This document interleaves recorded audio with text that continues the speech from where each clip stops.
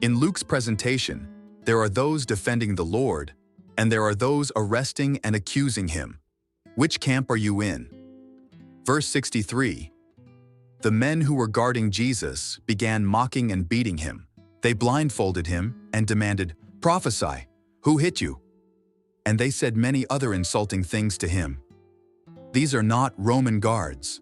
These are the temple guards that have come with the leaders of the people to get Jesus in Gethsemane, and they're holding him that evening. All the high priests and their associates are doing their interrogation, so they know Jesus' reputation.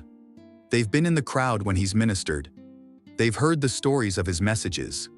It's another contrast. Luke introduced us to a Roman centurion, a Roman soldier, in Capernaum, who Jesus said had the greatest faith he had seen in Israel. And now the temple guards, the security officers at the temple, are blindfolding him and hitting him and say, "Prophesy." Does that make you uncomfortable? It does me. It's one thing if a Roman soldier's doing it, but when the temple team? It's a stark contrast. The unexpected who are believers, and the expected believers are the primary source of rejection. Even Pilate is going to be surprised that these people want a Roman crucifixion. They seized him, and they led him away. They took him to the house of the high priest. Peter followed at a distance. When they kindled the fire in the middle of the courtyard and they sat down together, Peter sat down with them, and the servant girl seated with him in the firelight. She looked closely and said, "This man was with them." And he said, "Woman, I don't know him." "Not me, not me." Now, we know that. That's a part of the lore of those of us who attend churches. But Peter's denial, it seems to me, it's explainable. It's understandable. He's trying to avoid the rejection and the possible consequences that come with being affiliated with Jesus. Gee, that couldn't happen in the 21st century. We wouldn't dial it back or be quiet or fail to represent, because identifying with Jesus might mean rejection. You can get canceled, or there'd be consequences you'd prefer not to have.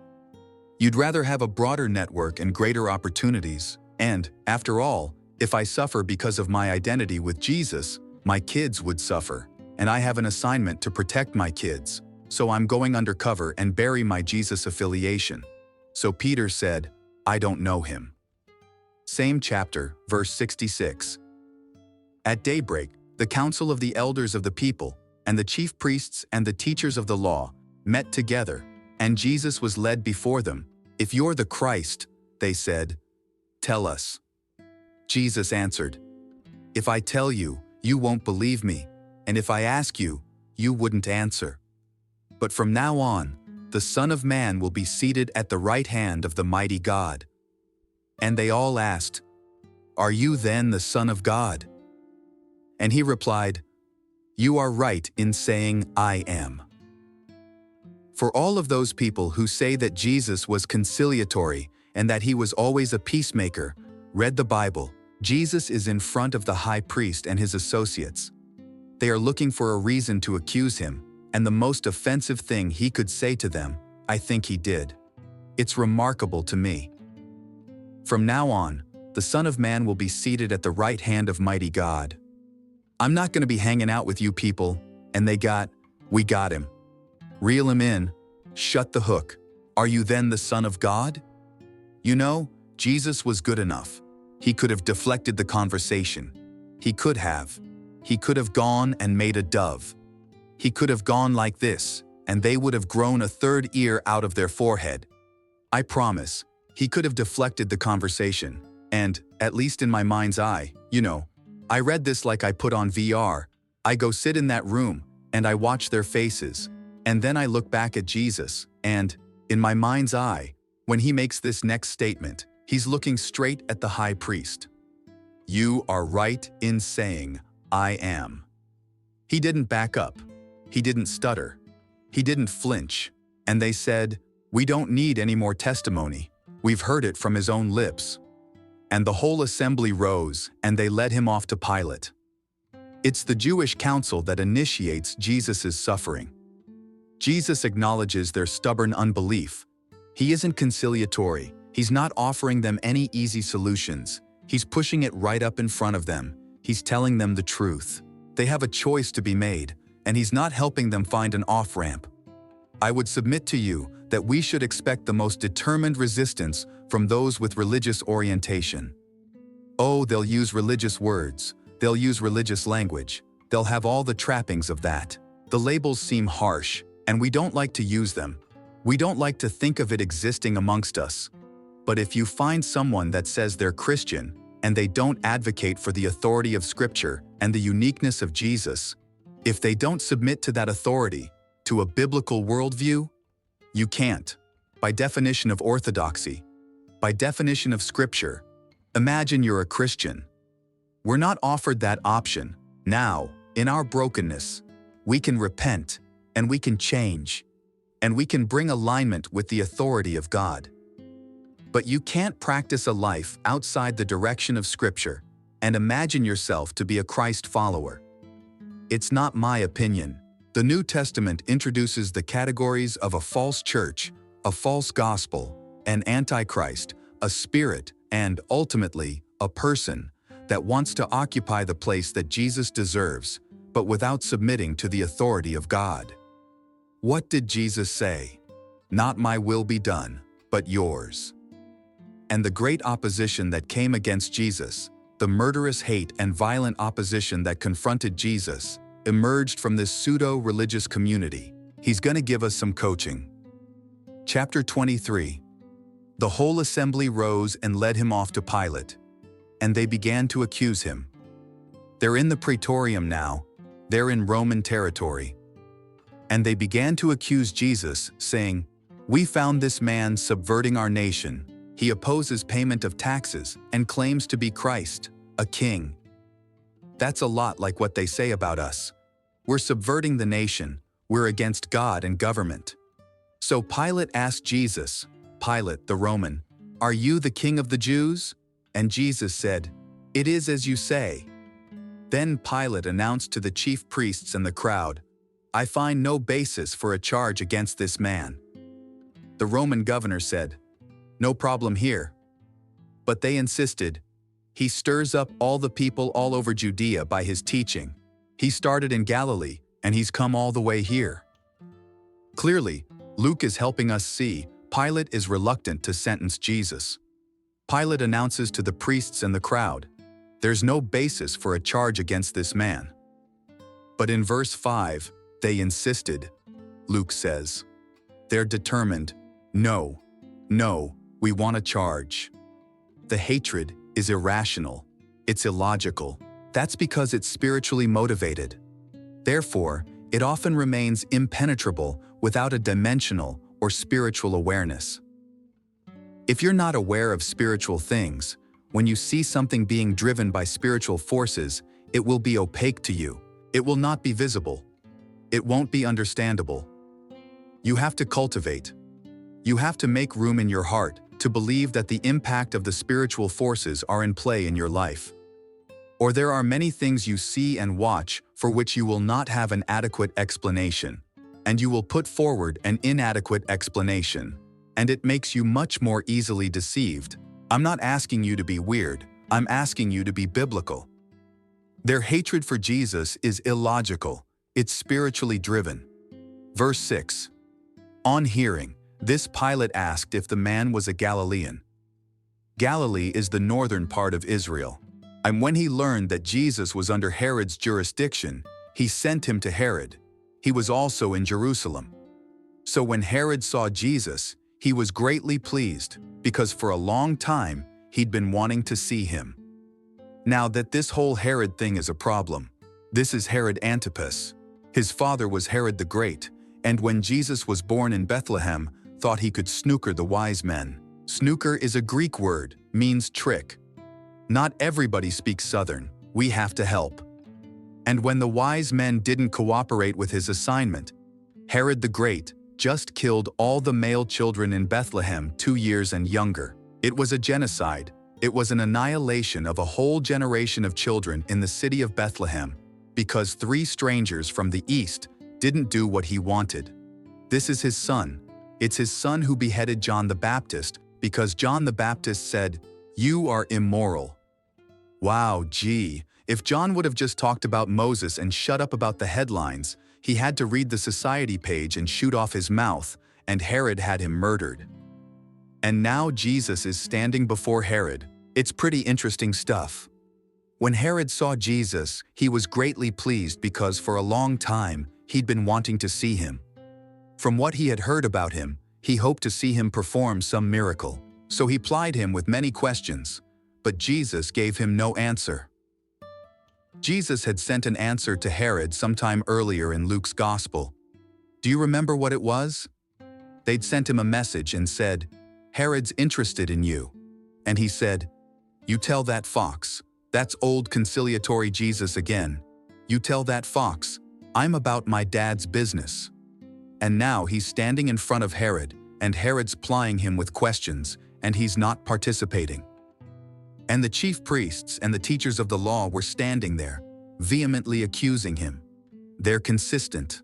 And then Herod and his soldiers. Herod's soldiers would be Jewish soldiers, ridiculed and mocked him. They dressed him in an elegant robe, and they sent him back to Pilate. That day Herod and Pilate became friends. Before this, they had been enemies. Jesus is being accused.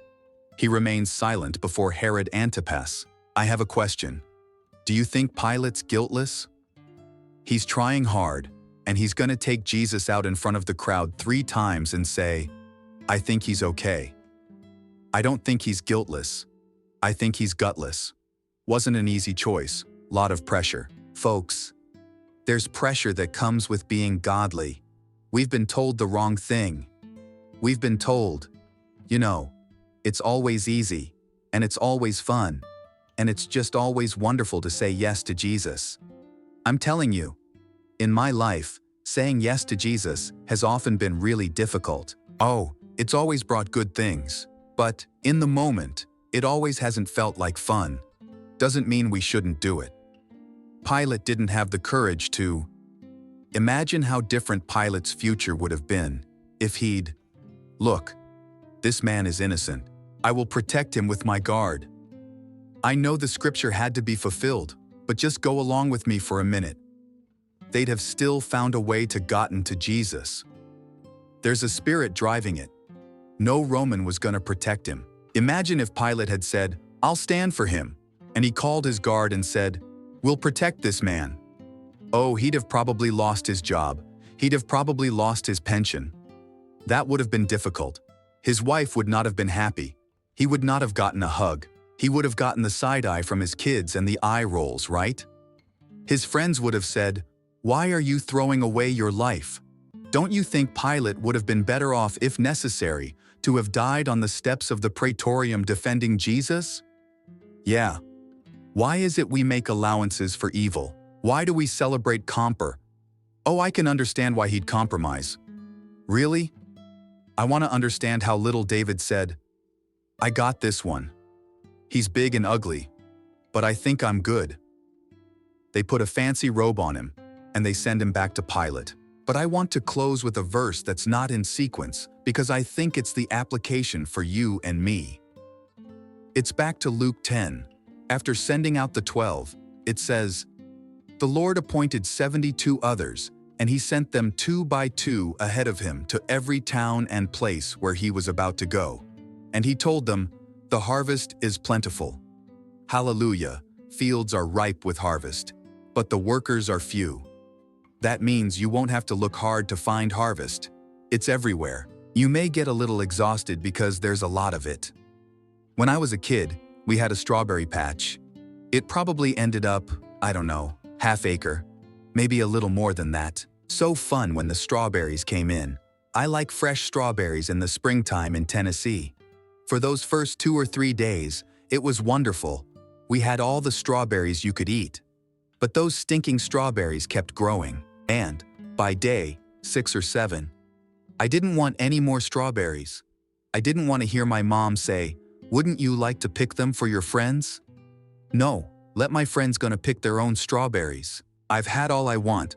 Let them help themselves. They get down on their knees and crawl through the patch and get the jiggers. Yeah, Go, friends, go. No, I think it would be better if you pick some strawberries for your friends. I'm telling you, there was more harvest than I wanted. I'm old enough to remember when we didn't bale hay in these big round bales that you picked up with a spike on the front of a tractor. We used to have this torturous, evil, ungodly, wicked, demonic system where they would put hay in these square bales, and they said they were like individual-sized, and, they cut that stuff in, like July in Tennessee. When the air is thick enough, you can cut slices to walk through it. And you'd go out on a field with a hay wagon. You had to, I know this is weird, but just bear. You had to pick up a bale of hay and carry it over to a wagon and then throw it up on the wagon. And that first row is not so bad. You kind of bump it with your leg and set it on the wagon. But you get up 5 or 6 or 7 rows high. I was just a poor, undernourished little kid, 3, 4 years old. And then you get the wagon loaded and you go to the barn. You know what they want you to do. Put it in the loft. Do you know how hot the loft is in Tennessee in July? The devil goes someplace cooler. That's harvest. That's the food for the livestock later. That's an answer to prayer and hard work. And Jesus said, the harvest is plentiful, but you're going to have to get a lot of the hay yourself because there's not a lot of workers. It's the next sentence that is the troubling one. Ask the Lord of the harvest to send out workers. And then he says, go, I'm sending you like lambs among wolves. Lambs among wolves. Now, everybody listening that thinks all Jesus did was give group hugs and have happy parties. I'm sending you out like lambs among wolves. That's called, I'm sending you out as dinner. Right? Why would you do that? Because the harvest is plentiful. There are people that would respond to the truth if you would tell it. They're all around you. But he said, I'm warning you, it's not going to be easy. It could even look like work. It could even be uncomfortable. You might get tired. I know, I have to quit. You can wait me out. But folks, we have an assignment. Not to be scholars of the book. Not to be experts at the procedures of public worship. Not even to know the words of the choruses. The assignment is to go into the harvest fields. You say, well, I don't know. I wouldn't know what to. Just be an advocate for Jesus. Just everywhere you go. I sure do like Jesus. He's been so good to me. He's blessed my life. I can go to church with a bunch of people that like Jesus. You want to say that very often. Somebody'll say, I've tried them. I didn't like them. Bunch of hypocrites. Say, yeah, I used to think that too. And they made room, squeezed one more in. Why don't you come ride with me? I believe that God would use us to impact our community, that we could have libraries that didn't harbor vile stuff, and we could have schools, or we could talk about Jesus.